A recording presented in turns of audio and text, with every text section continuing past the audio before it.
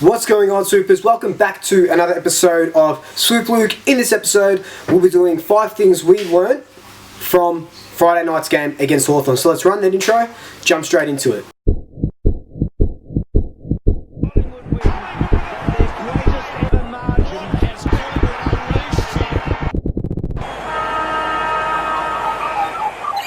So just before we do jump straight into it, as always, follow me on Twitch, follow me on Instagram, follow me on TikTok, all Swoop Luke.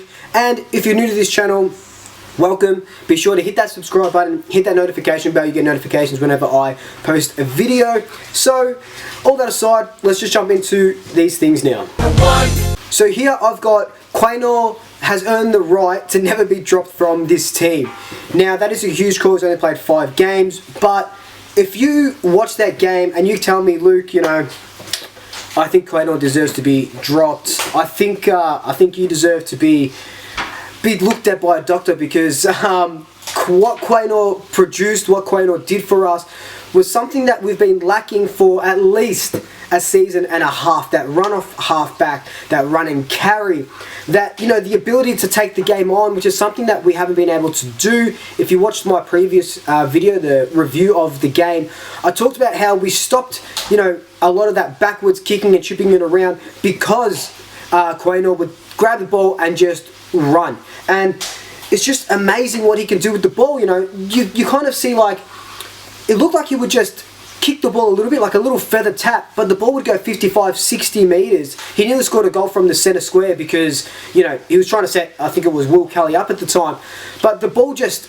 he just penetrated the ball so well. Probably not the right time to use the word penetrated, but anyway. And I just think that that run and that carry is something that we need, something that we don't have with anyone else in that position. So like I said, he's earned the right to never be dropped from this team, you know, unless obviously he gets suspended or he does something stupid or something like that, but you get what I'm saying. Number 2. This segues perfectly into this point. We actually can play exciting football. Now, the last 2 weeks you would have heard me talk about how, you know, the football's been a little bit boring, lots of defensive work, and yeah, you know, we're a good defensive side. We proved that again against Hawthorn, keeping them to their lowest tally since like the 1960s or something ridiculous like that, you know, 27 points. But what we did do well, you know, besides the defensive stuff, was take the game on, especially in that first half. You know, it does come a lot down to Isaac's run off that half back, so you can see why point number 1 segued right into point number 2. But, you know, in saying that, R2 Bosnian-Valagi, he brought a little bit more excitement into that forward line, the tackling pressure off half forward. You know, even moving Jaden Stevenson to, I don't want to say the half back line, because he did come out of the back line a lot, but I don't think there was a permanent half-back role. It was kind of like a midfield role that was a bit more defensive. Even pushing him there and coming outside, or playing him a little bit higher than the forward half, it did really help our brand of football. And, you know, we can see that we're a great defensive side, hands down. But we can see now that we're starting to build this excitement, and it does have a lot to do with, you know, injecting pretty much 3 new faces. Like I said, I'm going to include Isaac in this because he's only played 5 games, first for the year.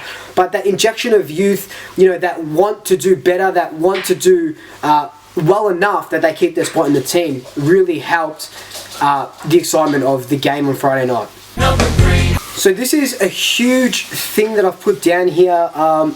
It's what I've been calling out for God knows how long, since I've started this, you know, channel, really, is a big key forward. We thought Mason was going to be it. We know Mychek isn't that key forward because he plays that kind of that centre half forward role. But besides that injury, Will Kelly looks to be the forward that we've been crying out for.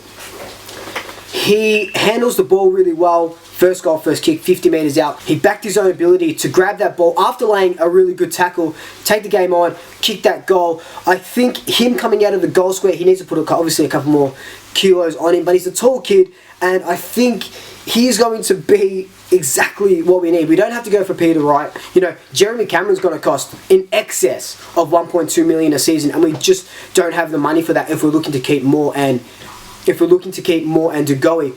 So I think Will Kelly, not because he's a cheaper option, I just think he might be a better prospect. You know, in the mould of the King twins, but obviously they're a little bit more up in their development on the Gold Coast and St Kilda respectively, because Kelly's had a little bit of injury concerns, the preseason last year and throughout the season, and now this dislocated, fractured elbow. But I think he is the answer to our prayers.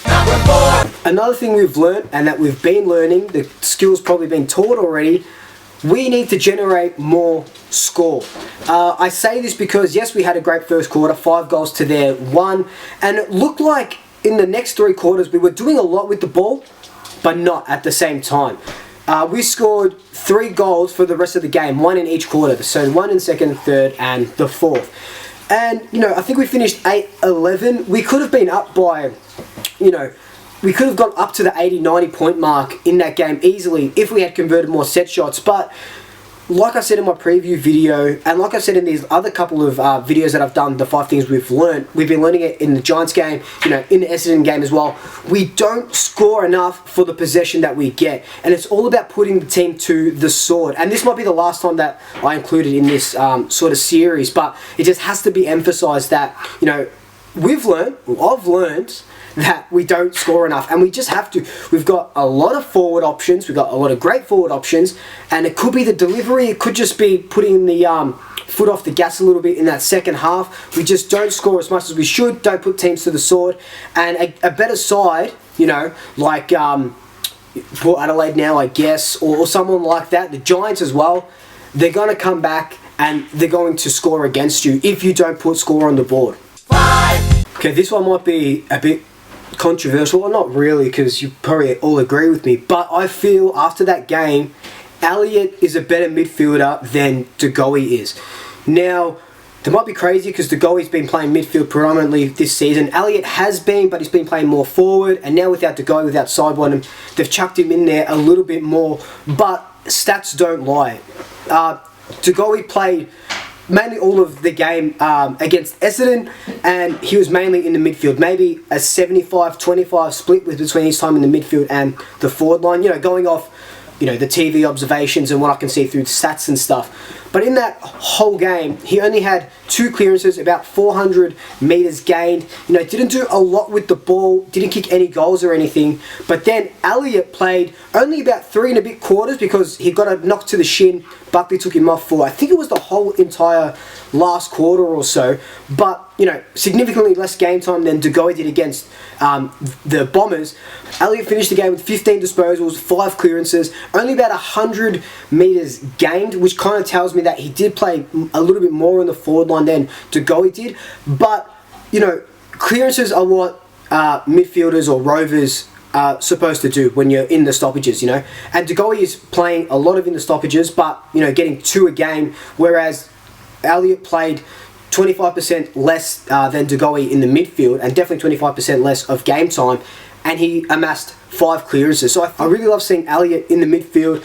I think Elliot in the midfield, De Goey in the forward line is something that would probably work a little bit better. Elliot is a great kick of the ball, and then they can change a little bit. But like I keep saying, De Goey is best in the forward line, and now I think Elliot is best in the midfield. But anyway, guys, that's been my 5 things that we've learned from Friday night's game against the Hawks. Let me know your things down below. If you agree, if you disagree, obviously I would like to hear your thoughts. But in the meantime, like, comment, subscribe, tell your family, tell your friends, tell your pets, and until next time, Double Shackers, I'll swoop you later.